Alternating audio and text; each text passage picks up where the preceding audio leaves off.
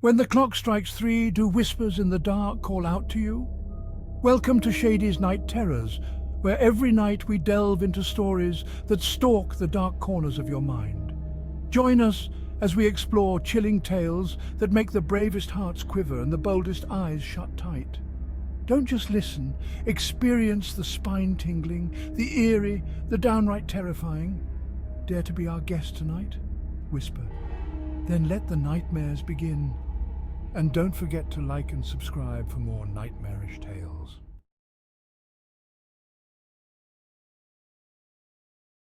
Tonight, we journey into the unknown where childhood curiosity turns into a nightmare. 4 siblings venture into the dark and face a surreal and terrifying experience. Strange laughter, shadowy figures, and an eerie carnival will send shivers down your spine. Close your eyes, dim the lights, and let the night of the white frogs envelop you. Prepare for a haunting tale that will linger long after it's told. The Night of the White Frogs. It was a typical suburban evening when the Wrights decided their oldest child, Aiden, was finally responsible enough to babysit his younger siblings, Ryleigh, Bruce, and Rhiannon. As the parents prepared for their rare night out, they gave Aiden a stern reminder to keep an eye on his brother and sisters. "Remember, Aiden, no one goes outside while we're gone," Mrs. Wright said firmly. Aiden nodded, already eager to return to his computer games. As the parents left, Aiden immersed himself in his virtual world, oblivious to the discussions of his siblings. Ryleigh, always the adventurous one, suggested they go outside to catch frogs. "We aren't supposed to go outside when the parents aren't home," Bruce, the second youngest, reminded nervously. "But Aiden's here," Ryleigh countered. "It'll be okay." After some persuading, they approached Aiden. "Can we go outside and catch frogs?" Ryleigh asked. "I don't care what you do," Aiden said, not looking up from his game. "Just leave me alone." With Aiden's half-hearted permission, the 3 younger siblings crept outside. The air was cool, and the grass was damp under their feet. Armed with flashlights, they eagerly began their search for frogs. They caught a few small ones, their laughter filling the night air. Suddenly, a deep, resonant croaking echoed from the tree line of the woods nearby. They ventured closer, their flashlights revealing large white frogs. Excitement turned to unease as the unfamiliar croaking grew louder. Bruce, already uneasy about being in the woods, looked up and saw a shadowy figure out of the corner of his eye. "What was that?" he shouted, his voice trembling. Ryleigh and Rhiannon whipped their heads around but saw nothing. "There's nothing there, Bruce. You're just scared," Ryleigh said, though she herself felt a prickle of fear. They continued their search, but Bruce stayed vigilant.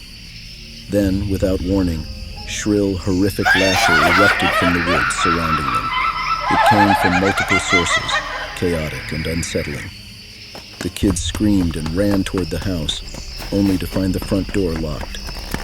Aiden, engrossed in his game with headphones on, couldn't hear their frantic pounding. Shadowy, distorted figures with blazing red eyes began to emerge from the woods, encircling the children.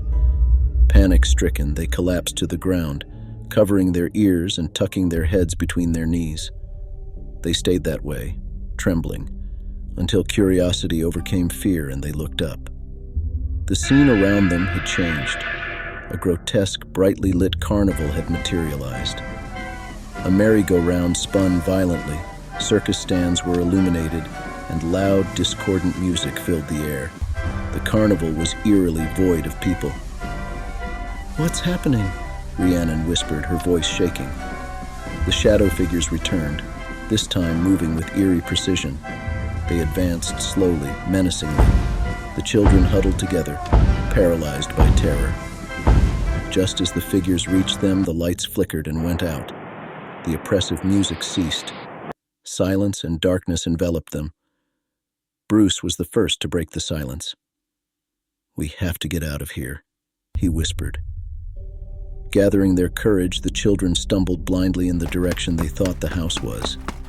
The darkness was suffocating, but they kept moving, guided by an inexplicable instinct. After what felt like an eternity, they saw the faint outline of their home.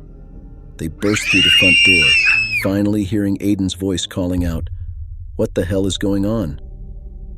"Aiden, help us!" Ryleigh cried, tears streaming down her face. Their brother, bewildered, helped them inside and locked the door behind them. Moments later, their parents returned, their night out abruptly cut short by a phone call from Aiden about the chaos. Through sobs and incoherent sentences, the children tried to explain what had happened. Their parents listened, their expressions a mixture of concern and disbelief. "It was just your imagination," Mr. Wright said gently. "You've had a long day. Let's get you to bed." The children were too exhausted to argue. They lay in their beds, the nightmare replaying in their minds. The events of the night had left an indelible mark, one that would haunt their dreams. As the house finally fell silent, Aiden sat in his room, unable to shake the feeling that something had changed.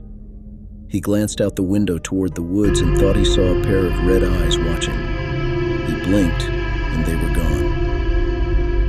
The Wrights never spoke of that night again, but the children never forgot.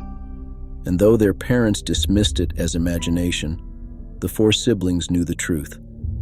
There was something in those woods, something waiting for the next time curiosity overcame caution. As the tale of the Night of the White Frogs draws to a close, remember that not all shadows are cast by the light. Some secrets are best left undiscovered, and some nightmares never fade. If you enjoyed this journey into the unknown, be sure to subscribe and join us next time for more stories that will haunt your dreams. Sweet dreams, if you can sleep.